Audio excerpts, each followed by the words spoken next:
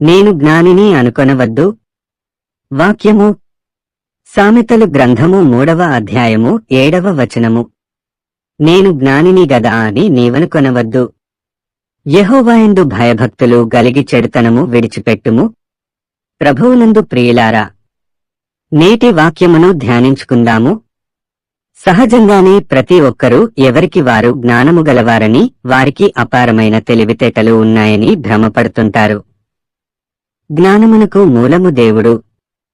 ఏ మనిషికైనా దేవుడు అనుగ్రహిస్తేనే తప్ప జ్ఞానము రాదు. దేవుడు మనుష్యులను పరిపూర్ణ తెలివితేటలతో, జ్ఞానముతో పుట్టించింది వారిని సృష్టించిన దేవుణ్ణి గుర్తించటానికే తప్ప, దేవుడు అనుగ్రహించిన జ్ఞానము, తెలివితేటలతో ఈ లోకములో సుఖము అనుభవించటానికి కాదు. దేవుడు మనుష్యులకు జ్ఞానము అనుగ్రహించినది దేవుణ్ణి పరిశీలనగా తెలుసుకోవడానికే.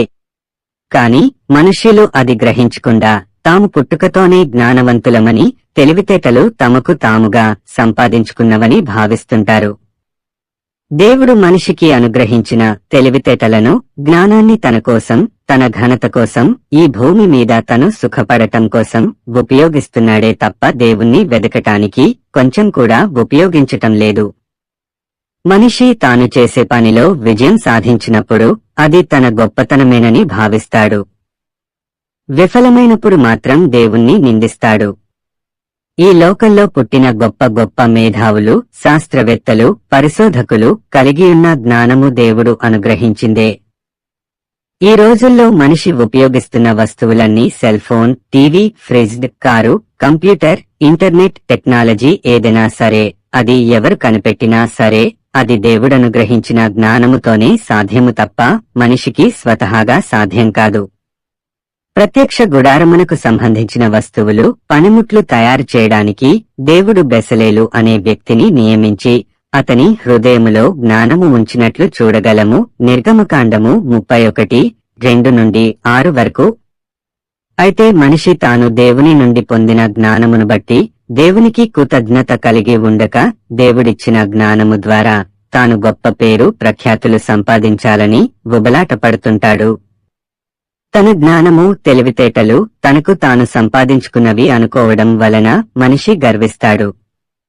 గర్వము నాశనమునకు మూలము కాబట్టి తానే సంపాదించుకున్నాను అనుకున్న జ్ఞానము వలన తాను నాశనమైపోతాడు.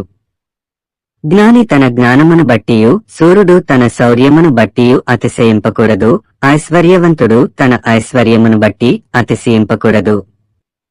అతిశయించువాడు దేనిని బట్టి అతిశయింపవలెననగా, భూమి మీద కృప చూపుచు నీతిన్యాయములు జరిగించుచున్న యెహోవాను నేనేని గ్రహించి నన్ను పరిశీలనగా తెలుసుకొనుటను బట్టియే అతిశయింపవలెను. ఇర్మీయా 9:23-24. దేవుణ్ణి పరిశీలనగా తెలుసుకొనినవాడే నిజమైన జ్ఞాని. దేవునికి విరోధమైన జ్ఞానము మనిషిని నాశనం చేస్తుంది అనటానికి సొలొమోనును ఉదాహరణగా తీసుకొనవచ్చును. తాను దేవునికి వ్యతిరేకి అయిన తరువాత అతని జ్ఞానం అతనిని కాపాడలేకపోయింది. కాబట్టి దేవుడు మనకిచ్చిన జ్ఞానమును బట్టి అతిశయించక జ్ఞానమునకు మూలమైయున్న దేవునియందు అతిశయించుదాం. ప్రార్థించుకుందాము. ప్రభువా, ఈ లోకంలో మేము జీవించినంతకాలము నీవు మాకిచ్చిన జ్ఞానము వలన గర్వించక, మా జ్ఞానముతో నిన్ను మహిమపరచి నీయందు భయభక్తులతో జీవించేలా మాకు సహాయం చేయమని యేసయ్య నామమున అడుగుతున్నాము తండ్రి. ఆమేన్.